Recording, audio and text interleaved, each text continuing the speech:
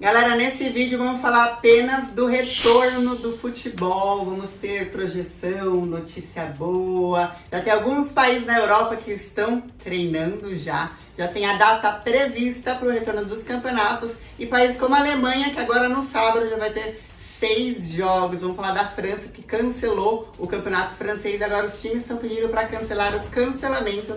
Vamos falar do Grêmio e do Inter, que trabalharam unidos, os grandes rivais se uniram nos bastidores e já retornaram os treinamentos desde segunda-feira e tem uma projeção também para o retorno do Gauchão. E vamos entender os protocolos que esses times e todos esses países estão adotando para conseguir uma normalidade, se é que se pode dizer assim, no futebol.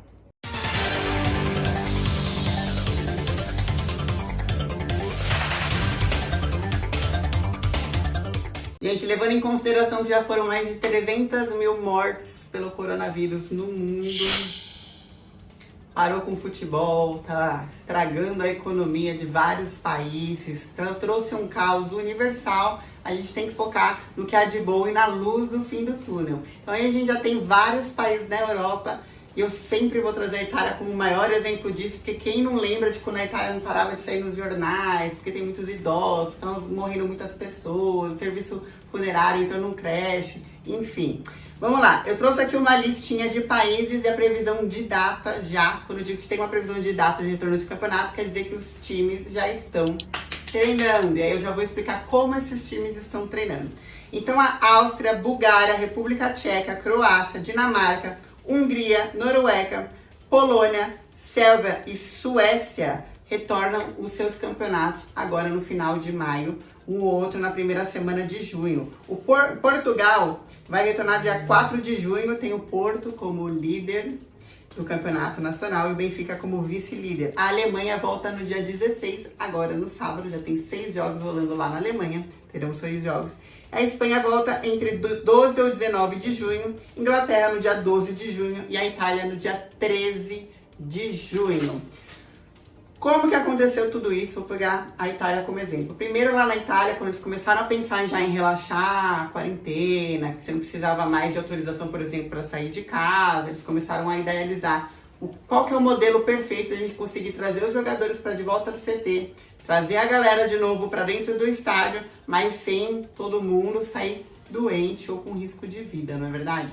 Então, primeiro, os times italianos tiveram autorização de liberar os treinamentos isolados. Então, os jogadores iam no CT e eles treinavam sozinhos em horários revezados e alternados. Depois, puderam em grupos, em distanciamento, treinar. E aí, só depois, num terceiro momento, com algumas semanas de intervalo, vendo, dá para ir sozinho, dá para ir em grupo, só no terceiro momento que foram liberados os treinamentos coletivos.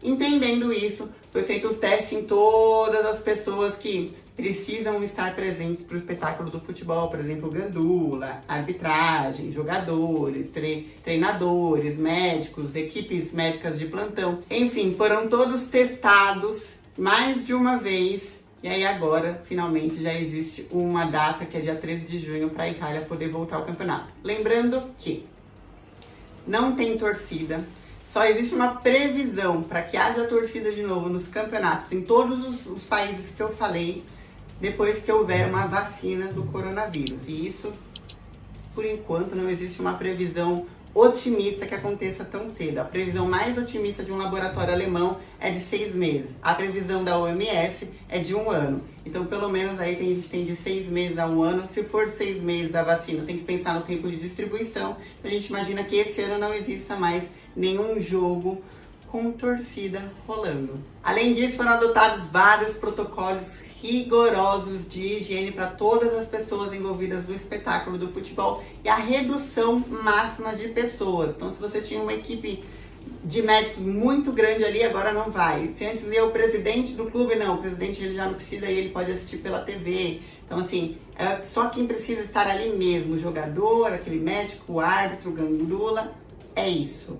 Só quem precisa estar lá, quem realmente faz acontecer e, claro, a imprensa. Só uma curiosidade de algo que também está acontecendo aqui no Brasil, foi feita uma pesquisa por uma agência lá na Itália e 2 em cada 3 italianos eram contra o retorno do futebol, mesmo sem torcida, porque eles estão assustados ainda com tudo que está acontecendo, embora eles estejam numa fase decrescente da curva, mas a Europa se prepara para uma talvez segunda onda que vem aí nos próximos meses. A gente também tem que lembrar que é uma questão a se pensar. A Itália, a Espanha, eles foram epicentro do coronavírus 2 meses atrás, no final de março. Demorou 2 meses, naquele período ainda em abril, na primeira semana de abril, a UEFA pensou em cancelar todas as ligas da Europa. Falou, ó, aí como que a gente vai ver nisso o ano inteiro e pensar em futebol? Mas foi acontecendo igual aqui com a Conmebol. Começou a olhar como cada país ia respondendo, viu que um estava sendo epicentro e o outro, como a Alemanha, conseguia segurar os números, aguardou um pouco e entendeu que agora dá para voltar com os protocolos. No meio disso, a França resolveu cancelar o campeonato francês, declarou o PSG como campeão, porque ele estabilizou do jeito que estava a tabela, e aí quem estava lá embaixo já caiu, a linha classificatória para a Liga dos Campeões aconteceu do jeito que estava. E no primeiro momento parecia que ok, porque eles ainda eram, digo a Europa, era o grande epicentro, não se sabia o que ia acontecer com os números, mas agora a França já enfrenta uma outra realidade. A França já está com um relaxamento da quarentena quase que 100%. Tem trânsito de novo na cidade, as pessoas estão saindo, os comércios estão abertos, mas com grande rigorosidade, tipo multa para quem estiver sem máscara, esse tipo de coisa já está acontecendo lá. Mas os times tipo Lyon estão começando a lutar com a Federação Francesa, falando, olha, a gente precisa que vocês cancelem o cancelamento. Porque o que vai acontecer se continuar dessa forma? Os clubes vão ter um grande abismo de realidade financeira com os outros times da Europa para ir para uma Liga dos Campeões, para uma Champions League.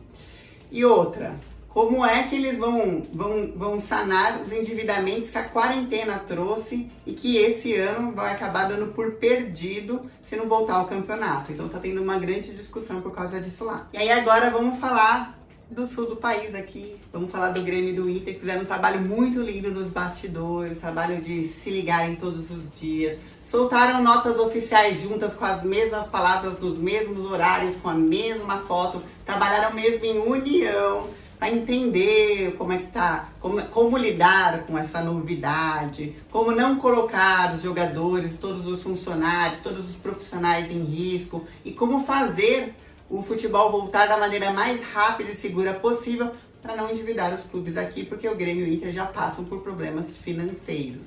Então foi a mesma coisa que lá na Europa. O Inter e o Grêmio, todos os times lá do Gauchão, testaram seus jogadores mais de uma vez. No Inter não teve nenhum caso, no Grêmio já tiveram 2 funcionários e o Diego Souza, tanto é que o Diego Souza está em quarentena. Nem voltou do Rio de Janeiro, tá sozinho, postou vídeo fazendo embaixadinha. Muita sorte pro Diego Souza, que também tem passagem pelo São Paulo. Muita sorte pro Diego Souza, que também tem passagem pelo São Paulo. E o que acontece com todos os outros jogadores que voltaram a treinar agora na segunda-feira?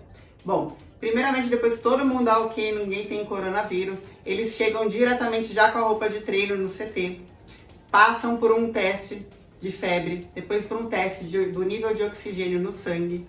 Se tiver todo mundo ok, ninguém tá com a febre alterada, nem os níveis de oxigênio, tá tudo ok, aí vai direto pro gramado. Treina com 2 metros de distância. Faz seu treino de fundamento, faz o treino de passe, aquecimento.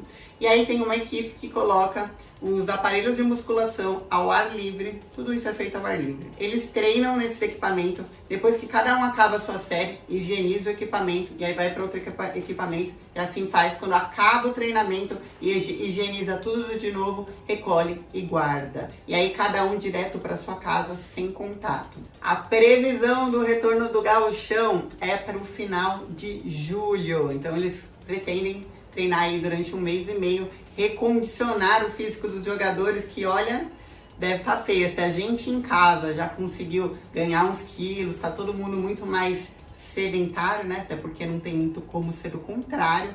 Imagina para os jogadores que tem que ter aquele pique, que tem que ter aquele entendimento entre o outro, tem que treinar tática, tudo de novo, entender de novo uma filosofia. Além desse negócio dos testes, de não saber quando que o jogador pode apresentar o coronavírus e vai ter que ser isolado no meio de um treinamento, e aí você não conta mais como jogador, não sabe quem que vai ficar até o final do campeonato. Enfim, tá tudo uma grande novidade. A Federação Paulista de Futebol avisou, ratificou, que vai terminar o Campeonato Paulista em campo e que observa esses modelos para ver o que se pode fazer também lá no São Paulo. Galera, quando eu faço um vídeo desse, dá vontade de me aprofundar muito, mas senão eu fico com um vídeo, sei lá, de 30 minutos falando só de números que eu pego, de ideia que eu pego, de um tá fazendo isso, o outro aquilo, tá uma confusão. Mas a boa notícia é que o futebol já está retornando para as nossas telinhas. Quem gostar de assistir o futebol europeu já tem jogo para assistir aí nesse final de semana. E o Brasil também já está observando como colocar todos esses protocolos em prática. Galera, se você puder, fica em casa. Se você não puder, que você esteja a salvo. Grande beijo.